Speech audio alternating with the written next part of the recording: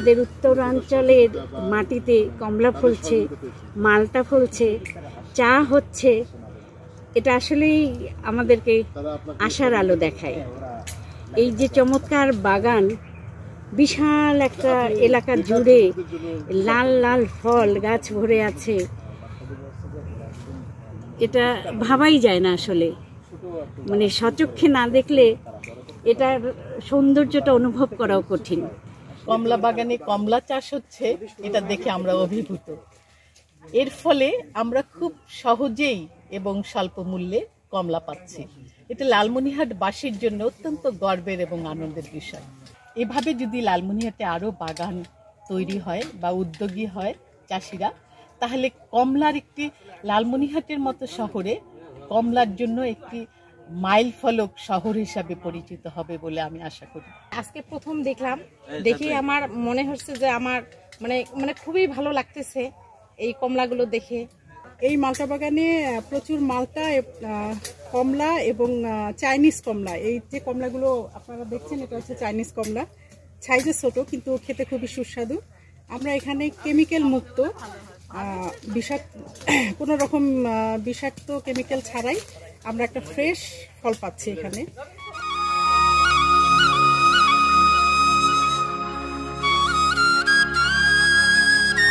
বিষমুক্ত, ফরমালিন মুক্ত যে ফলগুলো আমরা পাই, এটাই আমাদের জন্য এখনকার জন্য একটা চ্যালেঞ্জ, এটা আমাদের হাতে পৌঁছানো। তো এই চ্যালেঞ্জটা আসলে পূরণ করতেছে এরকম উদ্যোক্তারা। আমি নিজে উদ্যোক্তা হিসেবে আরেকজন উদ্যোক্তাকে আমি সাধুবাদ জানাই এবং তার কাজের আরও উত্তরোত্তর সফলতা কামনা করি। এবং এখানকার যে মালটা এবং কমলা যে ফলগুলো রয়েছে খুবই সুস্বাদু মানের। গত বছর আমরা ওইখানে এসেছিলাম, এবছর সর্বশেষ মালটা নিয়ে গেছি, আজকে আবার এসেছি যেখান থেকে কমলা নিয়ে যাব। আমি এখানে পাইকারি হিসেবে কমলা কিনতে আসছি। আমি প্রতি বছরই নেই এই কমলা। আমার বাড়ি এলো রংপুর। আমার নাম সাইফুল ইসলাম, আমি ফলের ব্যবসা করি।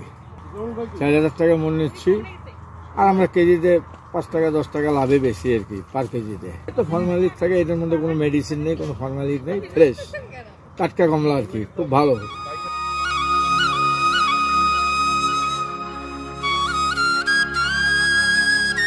যে আমি এখানে লেখাপড়া করলে আমি চাকরি করতে পাবো এরকম আশা করিনি।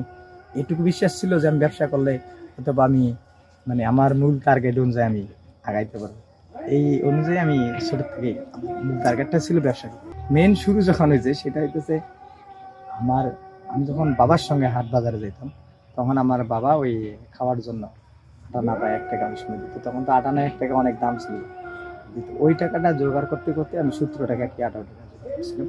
ওই টাকাটাই আমার মূল ব্যবসা, মূল ধন ছিল। ওটা দিয়েই শুরু আমার ব্যবসা।